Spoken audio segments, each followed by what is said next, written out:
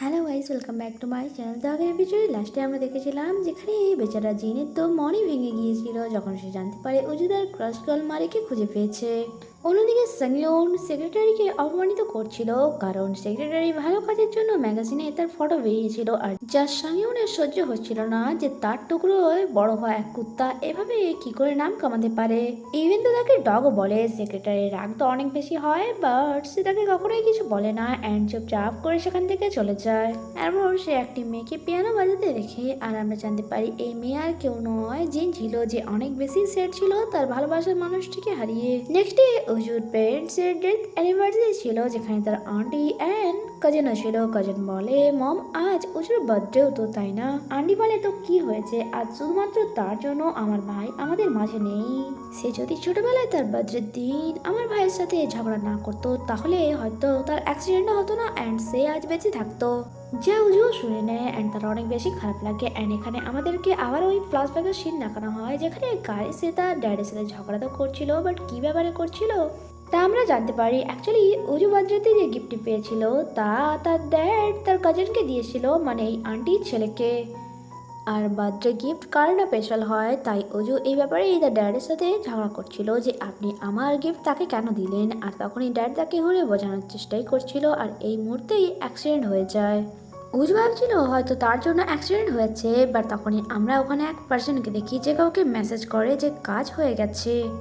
আর ওই মেসেজটি রিসিভ করে উজুর আঙ্কেল, যার দ্বারা এটা তো ক্লিয়ার হয়ে যায় যে তাদের অ্যাক্সিডেন্ট তার আঙ্কেলই করিয়েছিল। অ্যাকচুয়ালি এভাবে সমস্ত প্রপার্টি উজু অ্যান্ড তার আন্টি পেয়ে যাবে, আর যেহেতু আঙ্কেল আন্টির হাজব্যান্ড তাই তার প্রপার্টি তো তারই হবে। অন্যদিকে আমরা মারিকে দেখি যে বাসায় ছিল অ্যান্ড উজুকে ফ্লাওয়ারের ফটো পাঠিয়ে তাকে বার্থডে উইশ করে অ্যান্ড বলে, তুমি বলো তোমার কোন ফ্লেভারের কেক পছন্দ, আমি তোমাকে টাকা পাঠিয়ে দেবো, তুমি কিনে খেয়ে নিও। উজু বলে, আমি কেক খেতে চাই না, তুমি কি আমার সাথে লাঞ্চ করতে যাবে?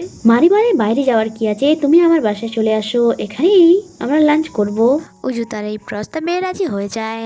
কলকাট করে মারি কাজে লেগে যায়, বাসার সমস্ত রুম ভালো করে পরিষ্কার করে, ইভেন তো রুম ফ্রেগনেন্সও মারে। আর তারপর লেগে যায় কুকিং করতে। মমকে কল করে সে নতুন নতুন ডিশ কুকিং করছিল, আর যা সে আর আগে কখনোই করেনি। মম ভাবে আমার মেয়ে যে সামান্য ফ্রিজ ঠান্ডা খাওয়ারটুকু গরম করতে অলসতা দেখায়, সে আজ এত কুকিং করছে, তাও আবার নিজের হাতে। মনে হচ্ছে সে কোনো ছেলের চক্করে পড়েছে।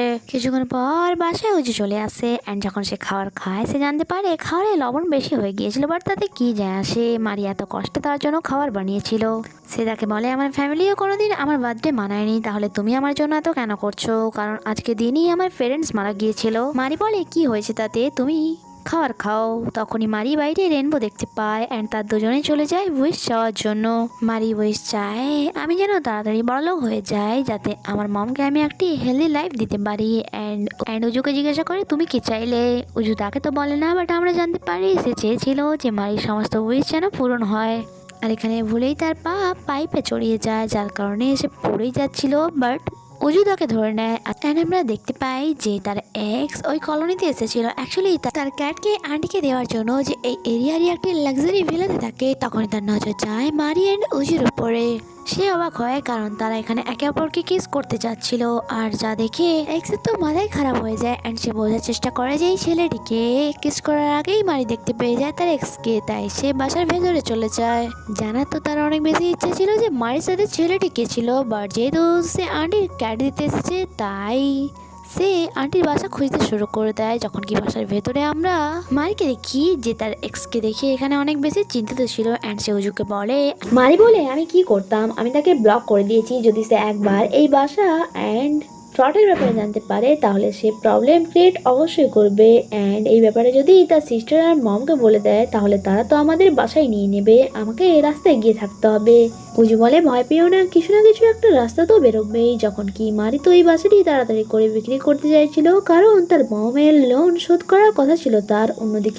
অন্যদিকে আমরা জিন অ্যান্ড সেক্রেটারিকে দেখি, তারা একই স্পোর্ট গ্রুপে ছিল। এখানে জিন সেক্রেটারির ব্যাপারে অনেক কথাই শোনে যে সে খুব ভালো বিজনেসম্যান, অনেক বাসায় সে বিক্রি করেছে এক ভালো ডিলার্সে।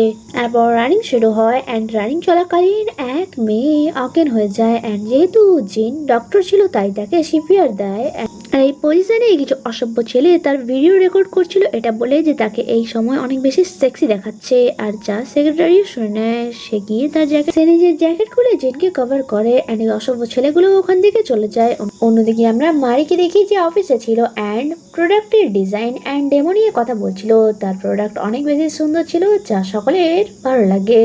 অন্যদিকে ওই লেডিটিকেও অ্যাম্বুলেন্সে তুলে দেওয়া হয়েছিল হসপিটালের উদ্দেশ্যে অ্যান্ড জিন নোটিস করে যে সে সেক্রেটারির জ্যাকেট পরে আছে, তাই তা দেওয়ার জন্য তাকে খুঁজছিল। অন্যদিকে সেক্রেটারি ওই যেখানে সে ওই অসভ্য ছেলেটি ভালো করে ধোলাই করছিল অ্যান্ড বেশি মার যাতে না খায়, তাই সে সমস্ত দোষ তার পোর ফ্রেন্ডের উপর দিয়ে দিয়েছিল যে সেই ভিডিও বানানোর জন্য আমাকে বাধ্য করেছিল। অ্যাকচুয়ালি তার এই ফ্রেন্ড অনেক বেশি পোর ছিল অ্যান্ড যেহেতু ওই অসভ্য ছেলেটি রিচ ছিল, তাই এই ছেলেটি তার জন্য কাজ করতো এক ধরনের চালার মতো। মানে তার সমস্ত দোষ ভুল তার উপর নিয়ে নিত সে শুধুমাত্র টাকার জন্য। আর যাকে দেখে সেক্রেটারি নিজের কথা মনে পড়ে, কারণ মনসুখও তাকে ঠিক এভাবেই ইউজ করে। নেক্সট সিনে আমরা মারির এক্সকে দেখি যে অফিসে চলে এসেছিল মারির সাথে দেখা করার জন্য অ্যান্ড মারির এখানে অজুর বলা কথা মনে পড়ে যে তাকে যে নেক্সট টাইম যখন সে তোমার সাথে দেখা করতে আসবে তুমি তাকে জিজ্ঞাসা করবে যে তোমার কি দরকার। এখানে মারিও ঠিক এমনটাই করে। অজু বলে অ্যাকচুয়ালি আমার তোমার কথা অনেক বেশি মনে পড়ছিল, আমি তোমার সাথে দেখা করতে চাইছিলাম অ্যান্ড সানডেতে তুমি কি ফ্রি আছো তাহলে আমার সাথে যেতে। অ্যাকচুয়ালি কিছু কাজ ছিল। মারি বলে আমার কোনো ছুটি নেই, আমি 7 দিনই কাজ করি, আর এমনিতেও তোমার গার্লফ্রেন্ড খারাপ ভাবে। অজু বলে আমার গার্লফ্রেন্ড নেই, আমি তার সাথে ব্রেকআপ করে নিয়েছি কারণ আমি তোমাকে ভুলতে পারিনি। প্রত্যেকটা সেকেন্ড প্রত্যেকটা মুহূর্ত আমি তার সাথে থাকলেও সবসময় আমার তোমার কথা মনে পড়তো, তাই সমস্ত কিছু ছেড়ে ছুড়ে আবারও আমি তোমাকে ফিরে পেতে চাই। আর যা শুনে তো মারিও এক মুহূর্তের জন্য ভাবতে শুরু করে দেয় অ্যান্ড এখানে এই এপিসোডটি শেষ হয়। আগে কি হয় তা জানতে স্টে কানেক্টেড। Bye bye.